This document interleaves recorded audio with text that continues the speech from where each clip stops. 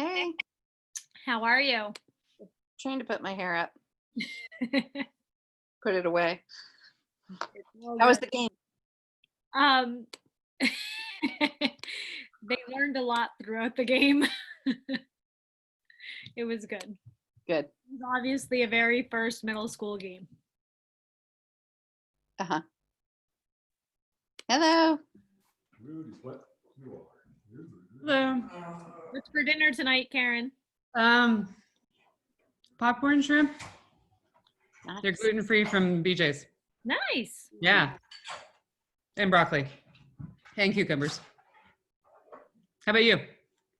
Well, we just finished dinner. We had leftovers, but they were leftovers from last night where I made homemade pasta and John made homemade chicken piccata. So it was a really good leftover dinner. Ooh, yeah, that sounds awesome. Yep.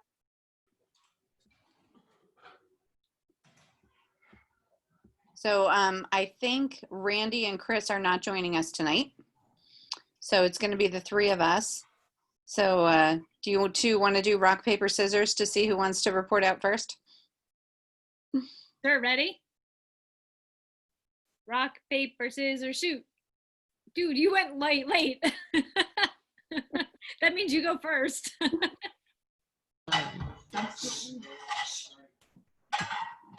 Maybe you, we're loading dishwasher.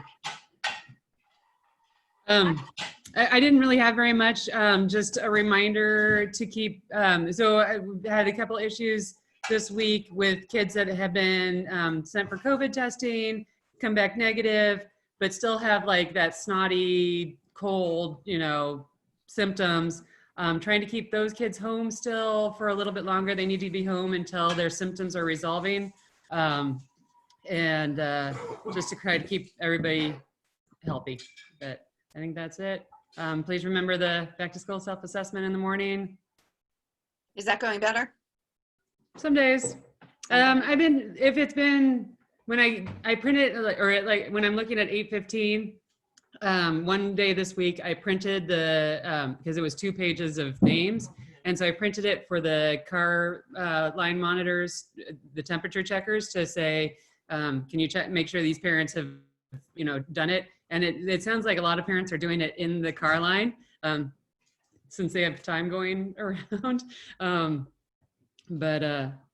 And it kind of slowed them down. So I'm back to calling.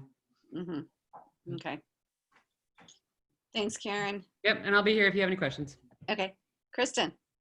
Okay, so I think what I'm seeing is staff and students and families are all kind of finding their groove, which is a really nice feeling. I've been reading a lot of the family surveys that teachers have sent out to their families. And one recurring theme that I'm seeing over and over again is just a new discrepancy in how the home feels. So home is naturally a safe place where family members enjoy each other and they're able to relax. And with school being at home 3 days a week, I think families are having a hard time finding a balance there. So one of the things I've been talking to staff members, and one of the things that we're going to recommend is that perhaps you have one spot that is the school spot. And I understand if you work at your kitchen table or if your child works at the kitchen table, because that's where I work when I'm home. But a place outside of a family gathering area is probably the best area. And when school is happening and when you're talking school, that can be the space where you go to do those things, so that when you leave that space, you still have that nice, warm, comforting home environment that your child's not going to feel like school's on top of them 24 hours a day. So that is our family tidbit for today. And we're going to try to add, from surveys and from what teachers are seeing, we're going to try to add something like that every week now. Thanks.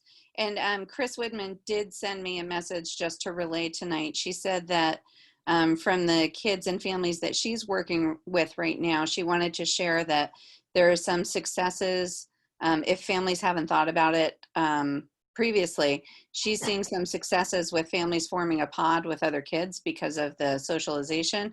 They're also, she said they're finding that with anything, as the group comes together, there are some growing pains and adjustments, you know, because they've got their own new community there. But it does, from what she's been hearing, it helps with the kids with socialization, keeping tabs on the work a little bit more, and obviously helping with the work and child care issues. So she wanted me to pass that along to everybody. I don't have too much to report, except, you know, you probably all know that the surveys are out. So we're looking forward to getting some good information from those, as always. I've always found the information that we get back from surveys is really thoughtful. So we do appreciate that.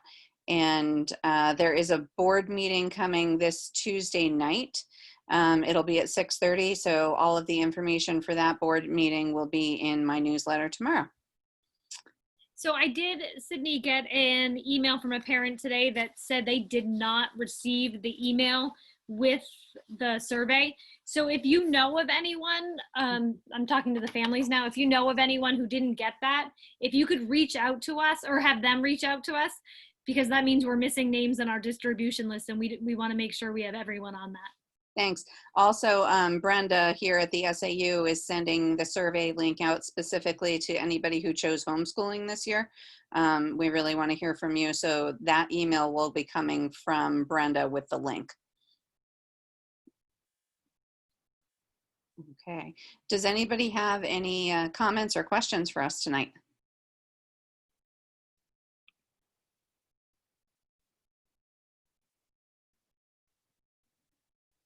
Karen, I like the lights behind you while we're waiting to see if there are questions. That was a big, long summer project. I like them. It's nice. It turned out pretty well. One comment, the survey link is in the school homepage too. Yep. It's on the school homepage on Facebook and via email. I think our school homepage is starting to get really busy. It is. It's a little bit hard to find things though, so I think we need to work on cleaning that up a little bit. Thank you. Yeah, there's so much information coming out right now, and we're trying to make sure that it's all there right on the front page. But yeah, it's getting busy.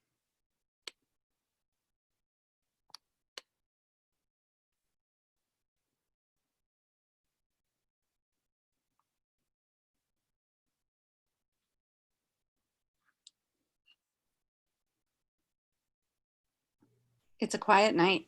While we're waiting, I think last week, or I can't remember time now anymore, but I sent home forms for the DriveThru Flu Clinic. Some of them have come back to school, and I'm trying to send those back as soon as I can, or as soon as I get them. But they are for parents to take to the drive-through clinics at local schools. The first one is this Saturday at Kearsarge Regional Middle School, KRMS, right? And I will be there, but it's open from 9 to 2. You can drive through. Kids ages 4 through 18 or 4 through high school are eligible to get free flu vaccines. Just come with that the double page form filled out and get you in and out. The next one is Saturday at Lebanon, I believe. But I believe the dates are on Kristen's Friday letter, and also came home with the flu form. So. Thanks. And Karen, a question just came in. Do you need to know if kids get a flu shot this year? Is it being tracked? No. Okay. And I'll unmute and say no. I mean, if you want to send it in, I put it in their file, but no, I don't. Yeah, no. Okay. But please do get the flu shot. And Kristen, this question seems to be a little more for you. We're in cohort A. I was wondering if there's any discussion about how to streamline car pickup. Could we also use the middle lane to speed up the process? So at the end of the day, we are actually like down to 15 minutes for car pickup, which we think is a pretty amazing amount of time for car pickup. Even in a good year or regular year, 15 minutes is really great. The middle lane is a concern just because we're concerned about student safety and getting to cars and getting everyone to the right car. But Megan, if you have some ideas, I'd be happy to talk to you.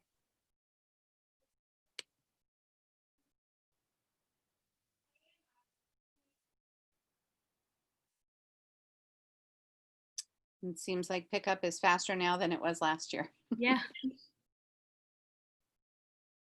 Yeah, one thing that I always have been, we did have a lot of different situations with buses, with pickup, with how we have kids, with after school program not being in effect right now. There's really a lot of variables going in. So thank you for Kristen and Karen and everybody out there for figuring out how to make this happen. And Mrs. Wallace got a megaphone today.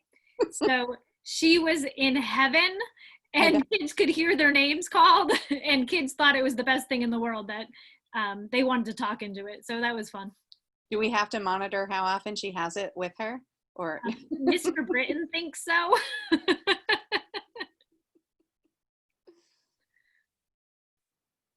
We actually had a lot of fun before kids came in this morning because it was the first day that we took them out. And Mr. Pollard had one and Mrs. Wallace had one, and they were in opposite ends of the building talking down the hall and making their sirens go off. Oh, great. The things teachers do, right? Kristen, I noticed that we have some of our Academy people on tonight. Am I remembering correctly that the workbooks arrived? The workbooks came in today.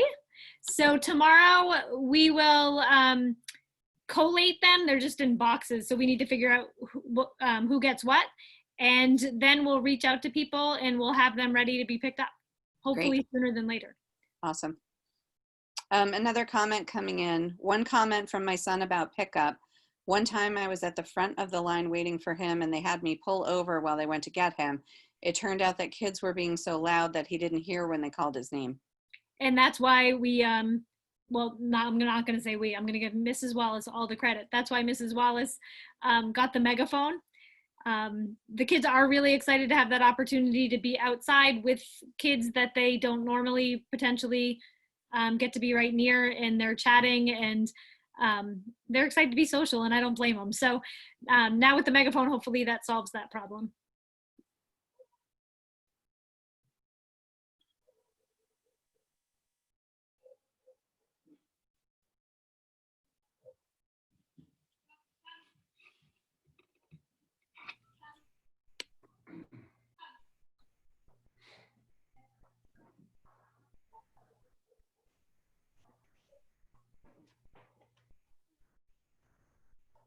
Remember to wear plaid tomorrow. That's right, Platter Day. Platter Day. I was on a webinar today with two people and they both had plaid on. I was wondering if maybe they were just preparing. I don't know. Maybe.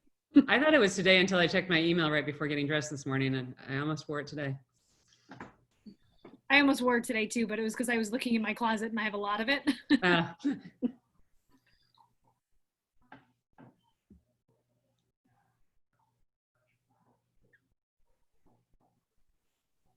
Okay, kind of a quiet night. It is a quiet night.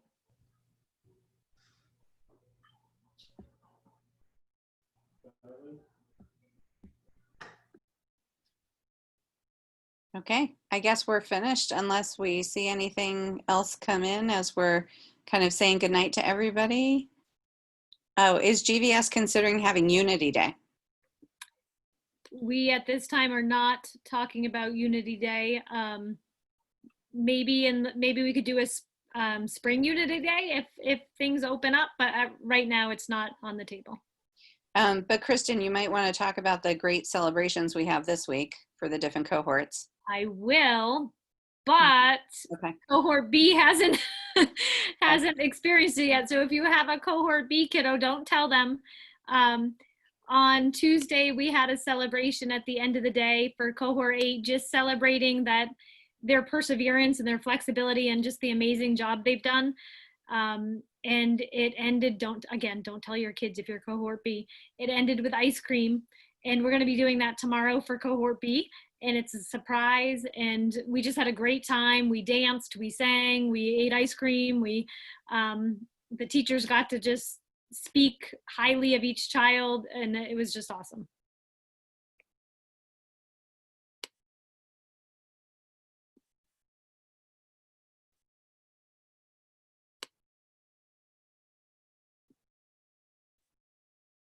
And we're going to try to do more things like that. Mm-hmm. Things that we can safely do. Yeah.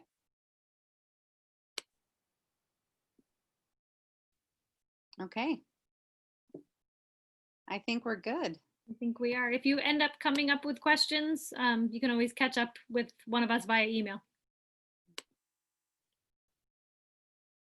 And we have a Mike Hinder loved it. Yay!